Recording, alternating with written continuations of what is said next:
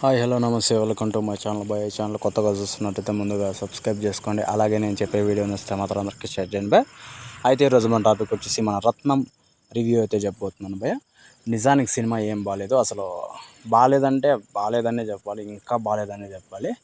ఎందుకు ఇలా చెప్తున్నానంటే సినిమా ఖచ్చితంగా మీరు చూడండి, మీకే అర్థమవుతుంది.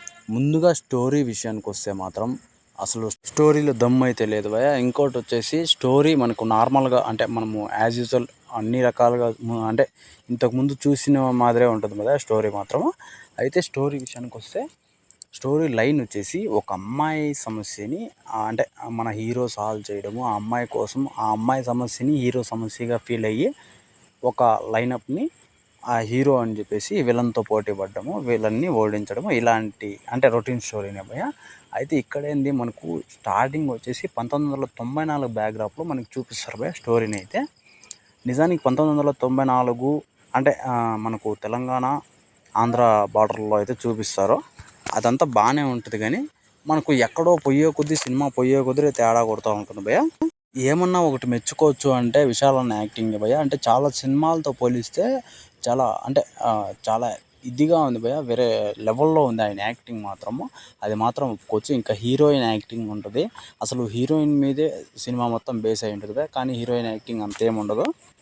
ఇంకోటి వచ్చేసి దీనికి ముఖ్యంగా చెప్పుకోవాల్సిన బ్యాక్గ్రౌండ్ మ్యూజిక్ భయ. అసలు నిజంగా డిఎస్పిని మనమైతే తిట్టుకుంటాం భయ సినిమాలో, అసలు ఏ మాత్రం మనకు ఇదేంద్ర బ్యాక్గ్రౌండ్ మ్యూజిక్ అసలు డిఎస్పీనే కొట్టింది అంటే తమిళోళ్ళ దగ్గరవి మన పరువు తీసినాడా అన్నట్టు ఫీల్ అయిపోతాం భయ మనమైతే.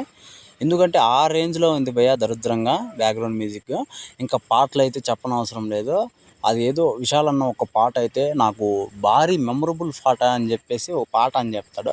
అసలు అది ఏముంటుందో ఏమో, ఆయనకి ఏం నచ్చిందో ఏమో అయితే అర్థం కాదు. మనం థియేటర్లో చూస్తుంటే అసలు బయటకు వచ్చేద్దాం ఆ పాటలప్పుడు కూడా అనిపిస్తుంది.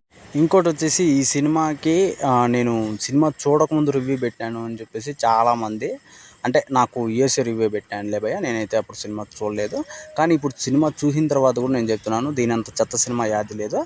ఒక్కటి మాత్రం నిజము, సినిమా విశాలన్న తీయాల్సింది అయితే కాదు. ఇది చాలా చిన్న హీరో తీసింటే కొంచెం రొటీన్గా అయినా కొద్దిగా పోయేదేమో. విశాల్ అన్నకైతే సెట్ కాలేదు భయ సినిమా అయితే.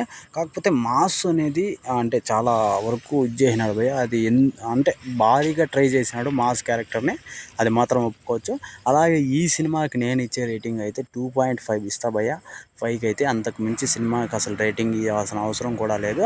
అయితే ఇప్పటి వరకు మీరు సినిమా చూసినట్లయితే కింద కామెంట్లో తెలియజేయండి భయ, మీ ఒపీనియన్ ఏంది సినిమా మీద అని చెప్పేసి. అలాగే చూడకపోతే మాత్రం దయచేసి సినిమా చూడకండి, ఊరికి డబ్బులు వేస్ట్. ఇంకా దీనికన్నా నేనేం చెప్పలేను భయ. నా లైఫ్లో బెస్ట్ చెత్తగా చెప్పిన రివ్యూ అయితే సినిమా అయితే కూడా ఇదే.